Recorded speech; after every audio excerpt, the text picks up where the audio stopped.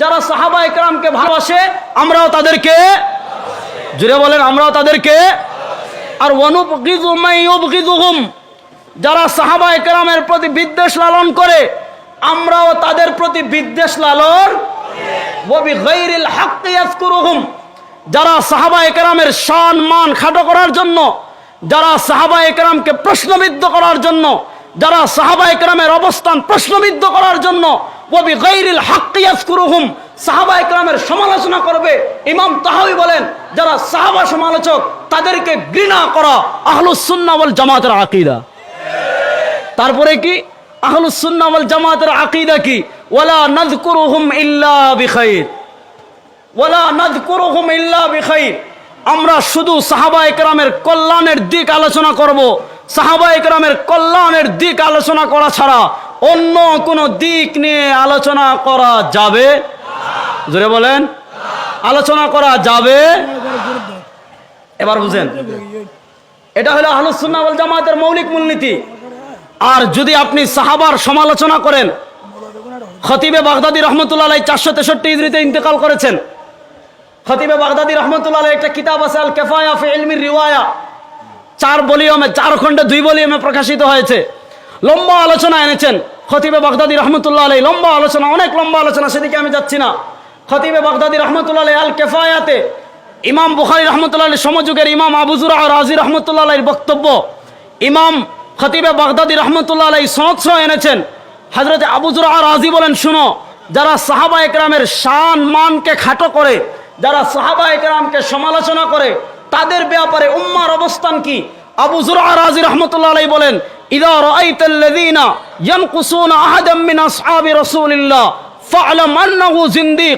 শোনো, পৃথিবীর কোন মানুষকে যদি তুমি গবেষণার নামে, স্টাডির নামে, নিজের বড়ত্ব প্রকাশের নামে, নিজের আমিত্ব প্রকাশের নামে, নিজের থিসিস প্রকাশের নামে যদি পৃথিবীর কাউকে তুমি ইযা রাআইতা, যখন দেখবে আল্লাযীনা ইয়ানকুসুনা আহাদাম মিন আসহাবি রাসূলিল্লাহ, রাসূলুল্লাহ সাল্লাল্লাহু আলাইহি ওয়াসাল্লামের কোন সাহাবীর শান মানকে খাটো করতেছে, রাসূলুল্লাহ সাল্লাল্লাহু আলাইহি ওয়াসাল্লামের কোন সাহাবীর মর্যাদাকে খাটো করতেছে, ইমাম আবু যুরআ রাজি বলেন, ফা'লাম, ভালো করে জেনে রাখো, আন্নাহু জিন্দিক, এই হলো একটা, বলেন না জিন্দিক, বলেন না একটা।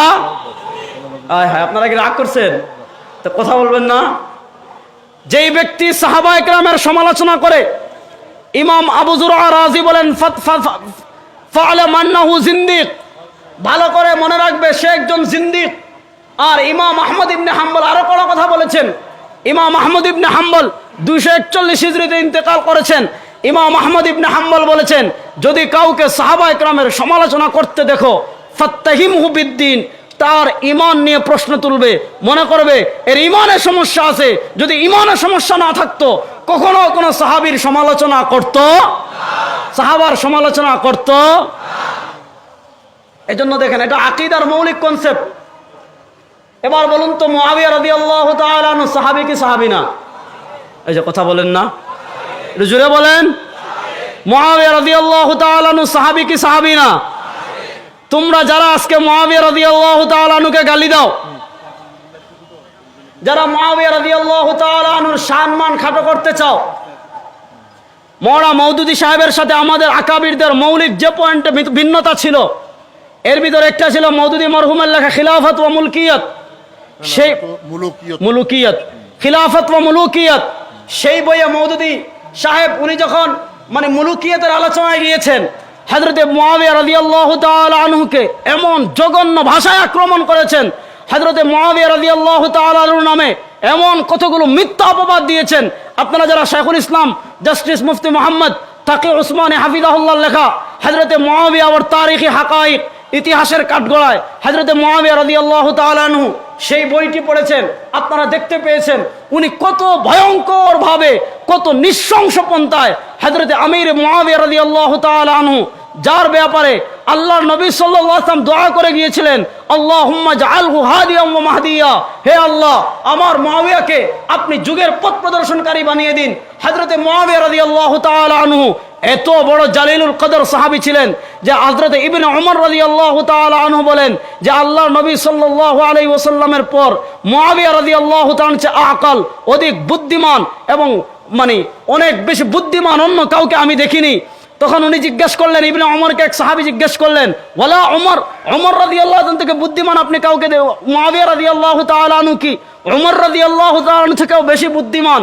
তখন হযরত ইবনে ওমর রাদিয়াল্লাহু তাআলা আনহু বলেন যে আমার মতে হযরত মুআবিয়া রাদিয়াল্লাহু তাআলা আনহুর রাজনৈতিক জ্ঞান আল্লাহ রাব্বুল আলামিন তাকে এত বেশি দিয়েছিলেন যে ওমর রাদিয়াল্লাহু তাআলা আনহু মর্যাদার দিক থেকে শ্রেষ্ঠ, কিন্তু রাজনৈতিক ভৌগোলিক জ্ঞানের দিক থেকে আল্লাহ রাব্বুল আলামিন মুআবিয়া রাদিয়াল্লাহু তাআলার সম্মান আরো উপরে রেখেছিলেন। এবার বলুন তো মুআবিয়া রাদিয়াল্লাহু তাআলার সমালোচনা করা জায়েজ না হারাম? আরো আসতে বলেন, আরো আসতে বলেন।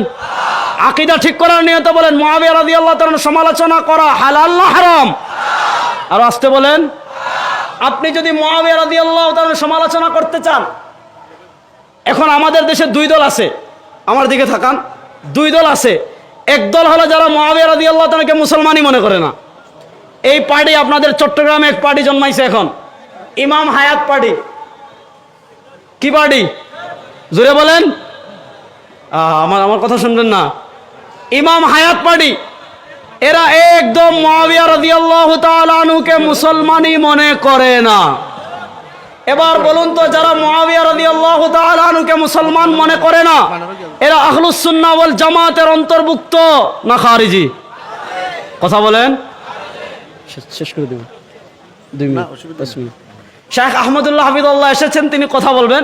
আমি 5 মিনিটের ভিতর আমার কথাটা শেষ করছি, একটু মনোযোগ দিয়ে শুনবেন। মাশাআল্লাহ। الحمد لله طيب احسن ما يرام ان شاء الله. تشرفنا والله. نحن اكثر سعاده. هذه شرافه لنا. نحن اكثر سعاده وشرف. বসাইতেন। যাক, এজন্য আমরা সাহাবায়ে কোন সাহাবার প্রতি ঘৃণা লালন করি আর আসতে বলেন, কোন সাহাবার প্রতি বিদ্বেষ লালন করি, কোন সাহাবার সমালোচনা করা জায়েজ, মুআবিয়া রাদিয়াল্লাহু তাআলার সমালোচনা করা জায়েজ। আর আসতে বলেন, মুআবিয়া রাদিয়াল্লাহু তাআলার সমালোচনা করা জায়েজ। আমরা সাহাবা সমালোচকদের সাথে, দেখছেন আর কথা কয় না, সাহাবা সমালোচকদের সাথে আমরা, আল্লাহ রাব্বুল আলামিন আমাদের সবাইকে যেন বিশুদ্ধ আকীদা লালনের তৌফিক দান করেন, সবাই বলুন আমিন। খুব সংক্ষিপ্তভাবে কয়েকটা প্রশ্ন আমাকে দিয়েছেন, আমি উত্তর দিয়ে শেষ করছি যেহেতু শায়েখ চলে আসছেন। 1 নম্বর, মৃত ব্যক্তির ঘরে নির্দিষ্ট দিনে কোনো আয়োজন করার শারঈ বিধান কি? আমাদের দেশে অনেকে এই 40 7 নম্বর দিনে, 21 নম্বর দিনে, 40 নম্বর দিনে দিন নির্ধারণ করে ইসালে সওয়াব করেন। প্রথম কথা, শরীয়তের পক্ষ থেকে শরীয়তের একটা মৌলিক মূলনীতি বুঝবেন। আপনারা যারা ইখতিলাফে উম্মত আর সিরাতে মুস্তাকিম পড়বেন, মাওলানা সরফরাজ খান সফদর রাহিমাহুল্লাহর রাহে সুন্নত পড়বেন, ওখানে আমাদের আকাবিরা বিস্তারিত আলোচনা করেছেন। শেখুল ইসলাম তাকি উসমানী হাফিজাহুল্লাহ আলোচনা করেছেন। শরীয়তের পক্ষ থেকে কোনো দিন যদি ফজিলতপূর্ণ না হয়, এমন কোনো দিন আপনার নিজের পক্ষ থেকে নির্ধারণ করে কোনো কিছু করা বেদাত। যেই দিন শরীয়ত নির্ধারণ করেনি, নিজের পক্ষ থেকে ওই দিনকে নির্ধারণ করা যাবে না। বুঝেন নাই? শরীয়ত ইসালে সওয়াবের জন্য কোনো দিন নির্ধারণ করেনি, যে কোনো দিন করতে পারেন। এখন আপনি যদি দিন নির্ধারণ করে 7 নম্বর দিনকে, 21 নম্বর দিনকে অথবা 40 নম্বর দিনকে, এই দিন নির্ধারণ করে আমাদের সমাজে প্রচলিত যে বিষয়গুলো আছে এগুলো সব কুসংস্কার এবং বেদাত। এগুলো থেকে আমাদেরকে অবশ্যই কি করতে হবে? বেঁচে থাকতে হবে।